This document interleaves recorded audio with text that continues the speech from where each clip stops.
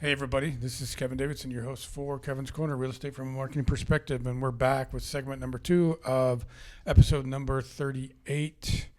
And I have a new guest on the podcast today. He's never been on the podcast. We met a couple of months ago, right before Christmas, I think. Yes. So this is Hussain Ali. I'll tell you the history about how we met, but introduce yourself to everybody. So my name is Hussain Ali. I founded Lone Star Property Tax. We help people save money on their property taxes, go the whole 9 yards with it, And I used to work out at the Harris County Appraisal District. And so you know what you're doing. Yep. Yeah.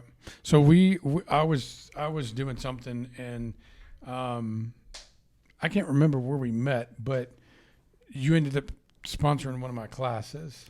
Yeah, so we met. I actually attended one of your classes, the marketing one. Okay, yeah, that's right. Remember? Okay, and then we had the Toys for Tots.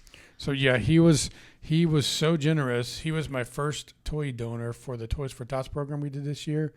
He didn't bring me one toy; he brought me like 15, and I was just like, "Thank you." Yeah, and I wanna thank you, Kevin, for like having this platform, for having the the donations and everything, looking out for the community, the kids.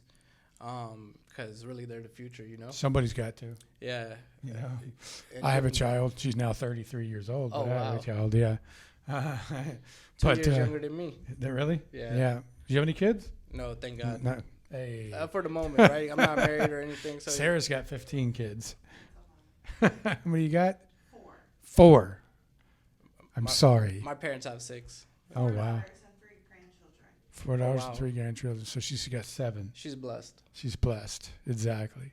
Awesome. So Lone Star Property Tax.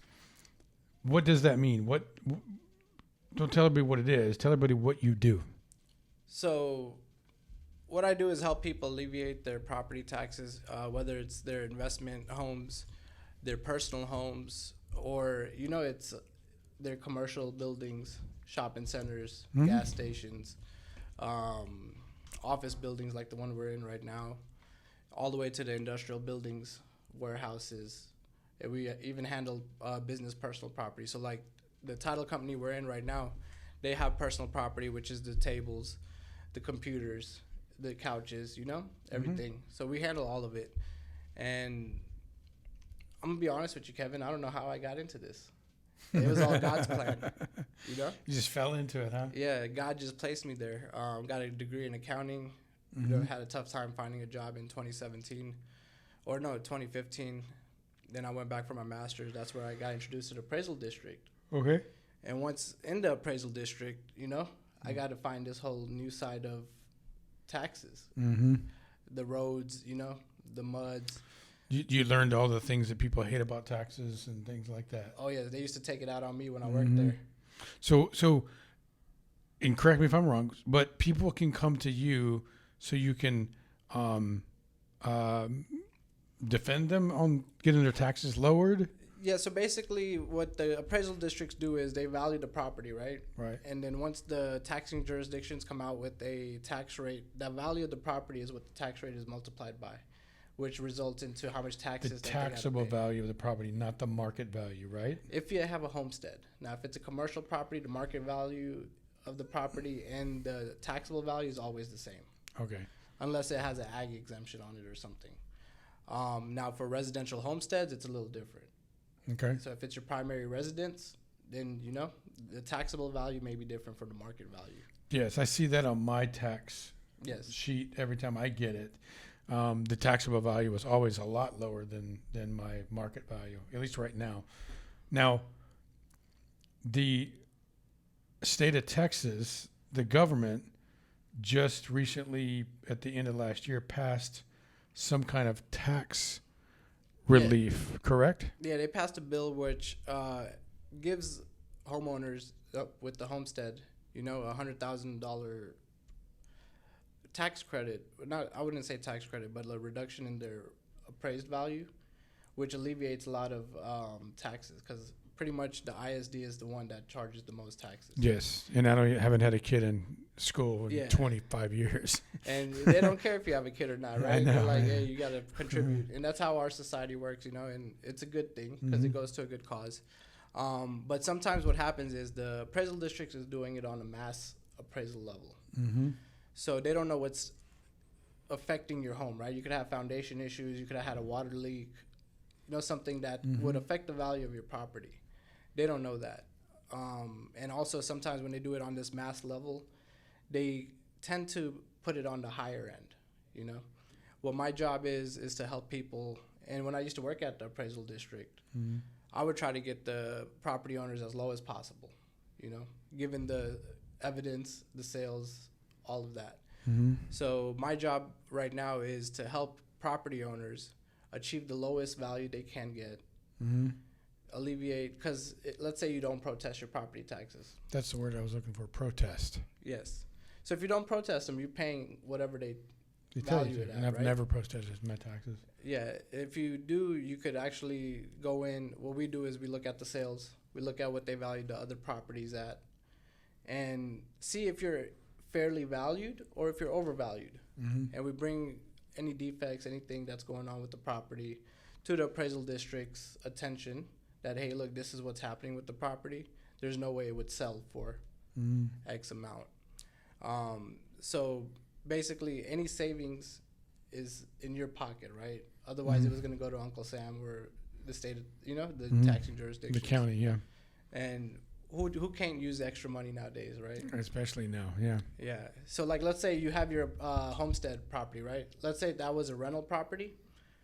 Your market value is what you would be taxed at. And that's no cap, right? So now I'm getting calls from people, that they have 1-year leases on for their tenants or whatnot. The taxes went up. The insurance went up, right? And now they're like trying to find as much savings as they can. So the return of investment will be greater than what it is currently. Right. And if they don't protest the value of the property, well, they're stuck with the bill that's given. Now, if you were to save, let's say $1,000, that's $1,000 extra in your pocket, right? If you have an investment property, that's profit. But basically, when I was at the appraisal district, I saw the inequity, I would say injustice. And it just wasn't fair to a lot of people, especially people that didn't know about this side, right? That they can't even protest. I run into people that don't even have homesteads and they've been living in their home for like 10 plus years. They didn't know they could homestead it. Not only that the realtor never told them. So I'm going to tell you a funny story. So I'm going to tell you a funny story. I got a call from someone who moved here from Canada last year. He bought his house probably late 2022. He bought it outright in cash. So there's no mortgage, there's nothing, right? And he's like, where are these property taxes coming from? And realistically, you don't really, even if you paid your house off cash completely, you missed several years of property taxes. That house ain't yours no more, The county owns it. Exactly. So a lot of people don't have the knowledge, or the information was given to them or explained about this whole taxation on their properties. I'm here to bring that knowledge to them, answer any questions they got, try to help them save as much money as they can, and give them a fair value. Because when the mass appraisal happens, and you got to cut some slack to the appraisal district because they're valuing thousands of properties. So they can make a mistake. And we're here to catch that mistake and make sure our clients or property owners save as much money as possible. Mistakes. The government makes so many and nothing but mistakes. Yeah, no, yeah. So you said earlier that the new tax legislation that was passed, the valuation of homes went down. I think you said $100,000. Yeah. So for the school districts, before it was about $25,000 to $35,000 that they would give you credit on your value. Now, since the state of Texas had such a surplus, they raised it to $100,000. Did you hear that, guys? The state of Texas has a surplus. Yes. And then the state of Texas is like, hey, we got to do something with all these billions of dollars, so let's give the homeowners the homesteaded properties. So if my house is worth $200,000, it's now taxed at 100. Is that what you're saying? For the ISD. For the ISD, really? For the okay. ISD. Because I saw what my mortgage company paid in taxes for me for 2023, but I don't know what they were going to be charged. So I think I saved like $900. Yes, possibly, depending on the value of your property. Yeah. I personally hate escrows. I know, I do too. I'm actually considering, I called my mortgage company and they said, yeah, you don't have to escrow. Just write us a letter asking to get out of it. No, but I haven't done that yet. Oh, really? Yeah. So I think the escrow companies, they revalue their thing around February or March. Exactly. So a lot of people's escrows and payments are going to go substantially higher, right? And then what we do is once we protest it, we get the value mine would down. go down. Not necessarily. Well, the taxes that they paid were lower than what they expected. Yes. So it should go down. Possibly, but your values may still take a 10% increase. So your appraised taxable value is going to take a 10% increase up until it reaches your market value. Well, if it goes up, I'm writing that letter. Yeah. I'm writing that letter. So. And then the escrow company keeps that money and gets interest off of it. Yeah, I know. It's like it just sits there and they make money off of it. Yeah. It's amazing. So, I even caught one of my mortgage, because I refinanced my house a couple of times. One mortgage company, they paid my taxes. They always paid them in December. And one year they paid them in November. And I was not happy. And they couldn't understand why. Well, sir, we paid them a month in advance, early. Why are you upset? Because when you paid it a month early, now I'm 1 month of escrow short in my total. So when you do the evaluation next March, I'm going to be short another $350 because you paid it a month early. And it was some funniest conversation. She sat there and she goes, wow, you're right. I'm like, yeah. So, and sure enough, my house note went up another $300 the next year. And most of the time, they can't even give you the answer of like the numbers, So you kind of have to calculate it yourself. Mm-hmm. That hey, I paid X amount over the entire year. This is what my tax came out to. Either y'all had a surplus or y'all had a negative, right? Mm-hmm. So basically, the escrow collects it every month and stores it away. But if they're short, they're going to charge you at the end either way. Exactly. And they send you a letter saying that you can pay the difference now and keep your mortgage payment the same. But lies. 3 weeks later, you get a mortgage bill and it's already gone up. Yeah, they reassess it February. Exactly. And it's like, so when's the best time of the year for people to be calling you? So the best time is starting now. The values for 2024 aren't going to come out till like April or March, March, mm-hmm. April. That's when you'll find out what they're valuing your property at for 2024. I do my due diligence. I talk to the people that call me. If you called me and your taxable value was at $200,000, but your market was at $500,000, I would be like, hey, Kevin, you're in a good shape. Deal. Yeah, you're in good shape.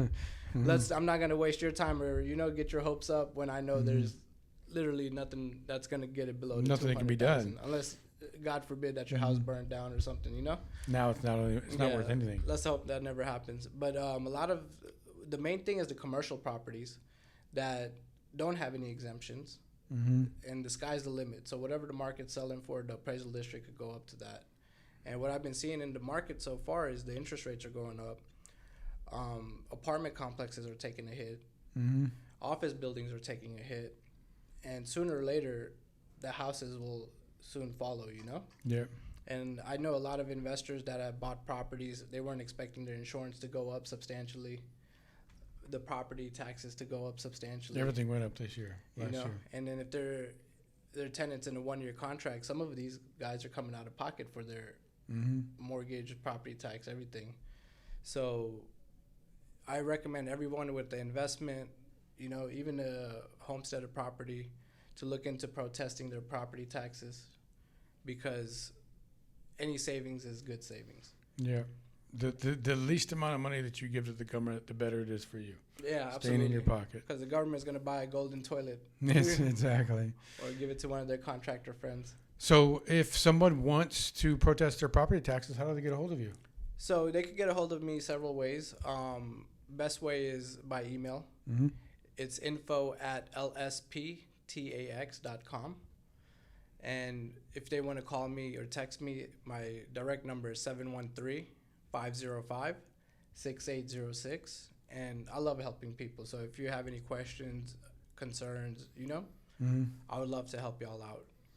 And then you don't have to tell everybody what it is, but the way you make your money is, I'm assuming that if there is a savings that you get for them, you get a percentage as a fee. Yes, we do it contingency. So if we don't save them anything, we There's don't no bill fee. them. Yes. Okay, so there's no risk. Yes. Awesome. And then, I'm a straight up guy. Yeah. I'm not gonna beat around the bush or like act like you're Oh, gonna he save something. he unless- called me the other day, told me my podcast sucked. I mean, right out of the blue. I told him, hey, let's do some Joe Rogan type stuff, but I understand where Kevin's coming from, and we really appreciate you because you're really doing a service to everybody out I'm here. trying, man. I'm trying. Just tell everybody to use Stuart Title for Getting the title. exposure and everything, man. We really appreciate you, Kevin, especially the classes that you hold. Thank you. I think I'm going to pass out and then die. And even because you help the veterans, you help the kids, the community. Kevin's a great guy over here, man. Thank you. I appreciate it. Yeah, I've been helping the real estate agents for about 9 years now. So. Yeah. Do you know how happy it made me when you delivered all those toys for the kids? Oh yeah, I can imagine. I was, that was happier than me making money. Yeah, because somebody else was getting something for it. So Definitely. it's when you do good things for people, it makes you feel good. Yeah, helping people's always fulfilling. Lone Star Property Tax. Give them the phone number one more time. 713-505-6806, and the website is lsptax.com. Hussain Ali. I appreciate you being on the podcast. Thank you. It won't be the last. Yeah. Definitely. So you guys need a tax guy. You need someone that can help you with protesting your property taxes. If you don't know what homestead means, call this guy. If you don't have a real estate agent, he'll fix you right up. And like he told you, if he can't get you anything, he don't charge you anything. No risk, correct? No risk. All right. That's it, guys. That is episode number 38 of Kevin's Corner, Real Estate from a Marketing Perspective. I want to thank Jennifer Smitis, the Area Vice President, Caitlin Cornick, Devin, Winnie Santana, and Adrian Alzalte. And if you are an agent or a vendor that operates in the Fort Bend County area and you want to be on the podcast, give me a call. I'll put you on the calendar, 832-654-0527. And with that, thanks to Hussain. Thank you, Sarah. This is episode number 38. We'll see you guys next week. And thank you, Kevin. Appreciate it. Bye now.